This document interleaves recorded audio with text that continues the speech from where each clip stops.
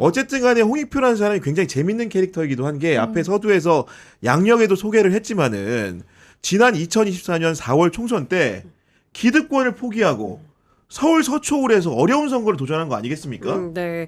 그 당시에 삼선 이제 성동의 이제 삼선 의원이었던 홍익표 의원이 그 이제 지역 위원장을 서초 의뢰에 이제 도전한 거예요. 근데 본인 텃밭을 내려놓고 서초 의뢰에 도전한 게 굉장히 이례적인 선택이라고 할 수가 있는 게 그때 당 안팎에서도 스스로 험지에 들어갔다 이런 평가가 나왔어요. 왜냐하면 서초 의리 1992년 이후에 민주당 계열 정당이 총선에서 승리한 적이 단 한 번도 그렇죠. 없는 정말 네. 대표적인 여당 텃밭으로 분류된 곳이거든요. 그래서 이에 대해서 이제 당시 홍 의원이 어떻게 밝혔냐면은 서초 강남 같은 이런 전략 지역에서 민주당 지지율을 끌어올려야 우리도 큰 선거에서 승산이 있다 이런 걸 좀 강조를 했고 그리고 나는 이제 주요 당직을 맡아왔던 정치인으로서 내가 당 혁신에 좀 책임을 지고 그렇게 하겠다는 판단으로 내가 자원했다고 설명을 했는데 저는 뭐 이거 보면서 정말 요즘 보기 드문 정치인이 그러니까요. 아닌가. 그런 생각이 들었습니다. 당시에 서초구에 당원이 너무 없어가지고 당원들을 다 모아도 뭐 강서구청장 보궐선거 할 때보다도 되게 초라한 그런 진용이었다고 그런 그러더라고요. 국회의원 선거임에도 불구하고 예. 정말로 그랬던 모습이 저도 이제 눈앞에 선연한데 이분이 또 당시에 서초울 선거를 나왔을 때 사실 일타쌍피 비슷한 상황이 있었던 게 그러니까 본인만 스스로 이렇게 기득권을 포기하고 간 게 아니고 당시에 어떤 분들이 이제 선거에 나오려고 했냐면은 문재인 정부 때 책임 있는 자리에 있는 분들이 총선에 출마하려고 했었어요. 그 중에 하나가 아까도 설명드렸지만은 본인에게 정치적 입문의 길을 터준 은인과 같은 당시에 그 임종석 전 비서실장도 선거에 도전을 하려고 했었는데 그걸 두고 친명계 인사들이 정말로 원내외를 막론하고 강력 성토를 했거든요. 그랬죠. 거기에 대해서 홍익표 그 수석이 뭐라고 답을 했냐면은 대선에서 정권을 내준 것에 대한 평가다. 책임 있는 위치에 있는 사람은 그에 걸맞는 책임의식을 가져야 한다고 말했는데 사실은 제가 만약에 홍익표 그 수석의 자리였다고 한다면은 이 말을 쉽게 못 꺼냈을 것 같아요. 네. 아까 거듭 강조드리지만은 자신과 정치 정치적 동지 관계로 끊을래야 끊을 수가 없는 불가분의 관계에 있는 사람까지도 뭔가 쳐낼 수 있는 용기가 있어야 되기 때문에 그런 건데 그런 부분이 지금 수석 자리까지 이르게 하는 정치적 도약의 발판을 마련해 주었다 이런 생각이 좀 드는 것이고 어쨌든 간에 이분이 수석이 되기 전에 서울시장 선거도 준비했었다면서요. 네, 그랬죠. 그러니까 사실 이분이 되게 그러니까 재미있는 스타일은 아니시잖아요. 그러니까 물론 이렇게 의외의 면모가 있지만 이게 사람들한테 막 아주 재미있는 어떤 그런 매력으로 다가가는 거랑 같지는 않은데 어쨌든 그 홍익표의 진짜 서울이라는 슬로건으로 조금 준비를 하셨더라고요. 근데 저는 약간 좀 진짜 서울이라는 그것도 조금 아쉽다. 좀 더 잘 만들 수 있었을 텐데 좀 심심하다고 생각을 했고 그런데 이제 어쨌든 다른 후보군들에 비해서 그렇게 두각을 초반에 많이 드러내지 못했던 것이 있고 무엇보다 본인 지역구였던 서울 성동구에서 구청장인 그 정원호 그렇습니다. 구청장이 이제 이재명 대통령의 샤라웃도 받고 그리고 뭐 이런 자기랑 이제 같은 구에서 서로 이제 의원 뭐 이제 구청장 이런 관계이기도 했던 데다가 뭐 그런 여러 가지 이유들 때문에 이제 그냥 좀 접고 한 수 접고 그렇게 있다가 이제 지금 이제 수석이 되면서 뭐 결과적으로 뭐 홍 수석 입장에서는 잘 된 것이 아닌가. 아니 재밌는 점이 홍익표 의원도 그 지역구에서 3선 의원을 한 거고 네. 정원호 구청장도 기초자치단체장으로서 삼선을. 성동에서 3선을 한 거기 때문에 굉장히 모양새가 재밌었고 어떻게 보면 전현희 최고위원도 이제 사실 서울시장 선거 도전을 사실상 기정사실하고 있는 상황에서 그 지역구에 있는 국회의원과 구청장이 같은 자리를 놓고 뭔가 경합을 하는 모양새가 굉장히 흥미롭다고 좀 그러니까요. 느꼈던 건데 우리 홍익표 수석이 사실은 생각보다 정치적 체급이 높은 게 체급이 높아지는 건 여러 과정들이 있는 건데 그 원내대표 선거를 할 때 경쟁자가 혹시 누구였는지 아십니까? 김민석 총리. 그렇죠. 김민석이었습니다. 당시에. 네. 김민석을 누르고 그러니까요. 원내대표가 된 사람이에요. 네. 지금이야 김민석 총리의 체급이 너무나도 높아져서 그렇죠. 국정 2인자라는 평가를 받지만 당시만 하더라도 이재명 대표 체제에서 원내대표 선거를 하는데 김민석을 누른 사람이 홍익표라는 것을 그러니까요. 다시 한번 상기해 봐야 된다 이런 말씀을 좀 드리는 거고 네. 홍익표 의원 같은 경우에는 정책적으로도 상당히 뛰어난 면모를 많이 보였는데 일설에는 대체 공휴일의 아버지라는 평가도 있다면서요. 네, 감사한 분이십니다. 정말. 그 공휴일에 관한 법률이 2022년에 시행이 됐는데 그거를 이제 홍익표 당시 의원이 대표 발의를 했어요. 그러니까 이제 공휴일이 그 주말이랑 겹칠 때, 토요일이나 이제 일요일이랑 겹칠 때 그 다음 첫 평일로 대체해서 쉴 수 있는 이제 이건데 보니까 이제 올해는 3일절 있고요. 부처님 오신 날, 광복절, 개천절 이렇게 대체 네. 공휴일이 있더라고요. 아, 대단하신 분이네요. 네.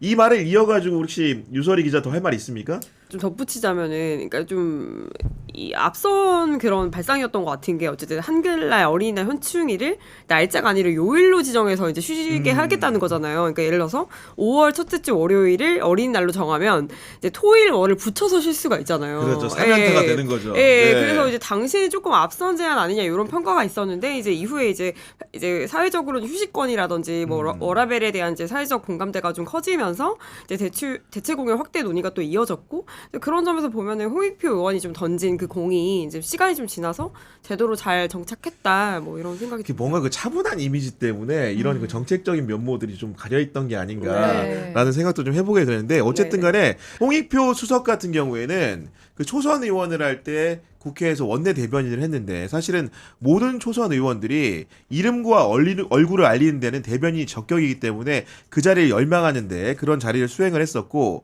그 이후에도 정책 홍보를 어쨌든 간에 기자들에게 잘 해서인지 국회 국감 무수위원으로도 굉장히 많이 선정이 됐는데 이런 역량들을 모아가지고 결정적으로 수석이 된 다음에 보여줄 수 있는 한방이라는 게 존재합니까? 정말 중요한 거는 아마 개헌이지 않을까 생각이 들어요. 왜냐하면 그 이재명 정부 국정과제 1호로 나왔던 게 대통령 4년 연임제가 골자인 개헌이잖아요. 근데 이제 개헌은 아시겠지만 다수 지금 의석으로 할 수가 없는 구도이고 이거는 야당의 협조가 정말 필수적이거든요. 그렇다면 이 국정과제 1호를 이제 이재명 정부가 성공을 시키기 위해서는 이 진짜 홍익표 수석에 저렇게 정말 그 장동혁 대표 체제라는 엄청나게 강성 야당을 상대로 어떤 협상을 낼 수 있는지 이게 아주 정말 중요한 시험대가 될 것 같아요. 좀 아무튼 뭐 얼마 전에 관련해서 뭐 대통령도 이제 굉장히 좀 빠른 그런 뭐 국회에서 협의를 얼른 얻어와라 이런 뉘앙스로 많이 말을 하잖아요. 얼마 전에는 그 국무회의에서 뭐 김영훈 고용부 장관한테도 그 왜 산재 예방을 하려면 어쨌든 그 산재를 낸 기업한테 과징금을 무는 그 입법을 빨리 해야 되는데 몇 달 됐는지 될지 모르겠는데 국회에 가서 빌든지 좀 해라. 그 장관이 뭐 더 빌겠다 했더니 뭐 비는 실력이 부족한 거 아니냐. 대통령이 더 싹싹 빌어라. 뭐 이렇게 지금 말을 하는 걸 보면 여야 합의로 뭔가 이제 진행할 수 있는 거를 얼른 힘을 써라라는 전체적으로 그런 취지인 것 같고 그렇다고 한다면 정말 홍익표 수석이 할 일이 좀 많지 않을까. 지금 그 청와대와 그 여당의 라인업은 나쁘지가 않은 게 특히나 대야 관계로는 왜냐면 한병도 원내대표도 문재인 정부에서 정무수석, 정무비서관을 하면서 실제로 대야 관계를 굉장히 열심히 한 사람으로 알려져 있거든요. 그런 경험과 노하우가 축적돼 있는 사람이 지금 집권 여당의 원내대표가 돼 있는 상황이고 홍익표 원내대표 역시 원내대표를 해본 사람이기 때문에 여야 협상이라는 굉장히 룰에 능숙한 사람이긴 합니다. 다만 우상호 전임 정무수석 같은 경우에도 굉장히 뭐 대야 관계, 언론 관계 가릴 거 없이 너무나 잘했기 때문에 기저효과라는 게 존재하다 보니까 전임자와 비교했을 때 좀 어떤 식의 변화가 있을까 이런 것들을 궁금해하는 분들도 있거든요. 네. 그러니까 사실은 뭐 우상호 수석이나 홍익표 수석이나 둘 다 민주당의 거물급 인사잖아요. 근데 스타일은 좀 극각으로 봐야 될 것 같아요. 그러니까 우상호 수석 같은 경우는 뭐 협상의 뭐 달인이라든지 뭐 86세대 맏형 이런 이미지가 있잖아요. 그래서 현장을 좀 발로 뛰면서 야당 의원들하고 뭐 술잔 뭐 기울이면서 이제 마음을 사는 뭐 그런 형님 정치 스타일 뭐 이런 스타일이라고 보면은 홍익표 수석의 경우는 좀 훨씬 더 좀 스마트한 전략가 느낌이 있는 것 같아요. 좀 이미지도 젠틀하시잖아요. 그리고 또 이제 뭐 좋은 게 좋은 거다 막 이렇게 좀 뭉개기보다는 좀 합리적인 명분을 좀 세워놓고 좀 시스템 안에서 문제를 해결하는 좀 그런 스타일 같아가지고 그리고 또 홍익표 수석 같은 경우는 뭐 당내 뭐 정책위의장도 뭐 지낸 뭐 정책통이기도 하고 그래서 뭐 이제는 뭐 약간 정치적 타협으로 가기보다는 좀 정책적인 좀 대안을 가지고 좀 야당 설득하는 그런 좀 실무형 뭐 정무수석 스타일로 좀 색깔이 바뀌지 않을까. 실무형으로 바뀌지 않을까. 좀 그렇게 봅니다. 그리고 사실은 그 탄핵 국면 그 이후에 같은 경우에는 여러 가지 최근에 판결 선고들이 이어지고 있는 상황이지만은 뭔가 그 문제가 내란의 문제가 완벽하게 종결종식되지 않으면서 야당하고 뭔가 협업할 일들이 거의 없었다고 봅니다. 그렇지만 그렇죠. 지금 환경 같은 경우는 이제는 윤석열과 김건희가 1심 선고를 받게 되면 그때부터는 정말로 달라진 국면이기 때문에 네. 대화 관계가 너무나도 중요해질 텐데 그 관련된 산적한 의제 지금 현상만으로도 만만치 않은 거 아닙니까? 사실 뭐 말씀하신 것처럼 정말 주요한 사안들은 이제 법원에서 1차적으로 단죄가 되어가는 국면인데 앞으로 뭐 이제 신천지 관련 의혹도 있고 통일교 관련 의혹도 있고 여러 가지로 계속 그 야당이 부담스러워하는 주제들을 끌고 가야 되는 게 있어요, 사실은. 그리고 이제 장동혁 대표가 단식을 멈추기는 했죠.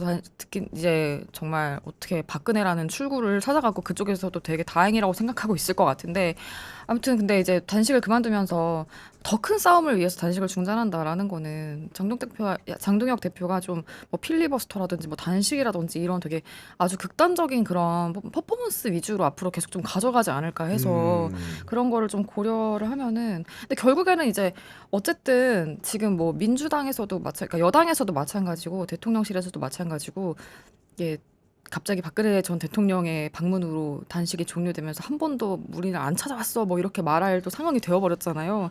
근데 이제 그런 거 가지고 앞으로 또 강하게 말을 한다면 아니 근데 제가 느끼기에는 윤석열 정부와 이재명 정부는 확연히 다르죠. 왜냐면은 이재명 정부는 심지어 다수 야당 이었음에도 불구하고 그러니까 쉽게 여소야대 체제임에도 불구하고 윤석열 대통령이 제대로 안 만나준 거 아닙니까? 그렇죠. 아예 애지당초. 네. 근데 지금이 사실 이재명 대통령 같은 경우에는 여야 정이 함께 만나는 자리를 계속 제안하고 있는 거고 그렇죠. 지난주 금요일에도 오찬을 제안했지만 안 온 거고 네네. 그리고 기자회견 때도 이제 만날 걸 물어보자 기본 여야 관계 시작하면 된다고 말을 했기 때문에 안 만나주는 상황이 아닌 겁니다. 네. 그렇기 때문에 전임 정부와는 확연한 차이가 있는 상황이라고 느끼는 거고 여기서 결국은 그 청와대와 집권 여당의 정치력이 발휘가 되는 건데 그 홍익표 원내대표 같은 경우에도 수석 같은 경우에도 원내대표를 해봤기 때문에 네. 그리고 과거에 보면 제가 기억나는 장면이 뭐냐면 홍준표 당시에 대구시장하고 2024년에 한번 만난 적이 있어요. 공개적으로. 뭐였냐면은 광주와 대구를 잇는 달빛 고속철도 사업 같은 것들을 같이 해보자고 해서 만났는데 당시에 재밌었던 일화가 뭐냐면은 둘 다 홍가잖아요. 홍씨잖아요. 네. 그러니까 그 이제 티키타카가 굉장히 재밌었는데 네. 홍준표 시장이 우리가 종친이라고 이제 하니까 그 근엄한 홍익표가 일가 형님이라고 이제 화답을 하는 모습이 연출이 됐는데 그런 면모에서 정치적으로 대화 관계에 숙성된 그의 새싹을 봤기 때문에 아마도 그런 일에 열중을 한다면은 지금과의 야당과의 관계라는 것도 뭔가 실마리를 마련할 수 있지 않을까라는 생각을 좀 가볍게 좀 해보게 됩니다. 네.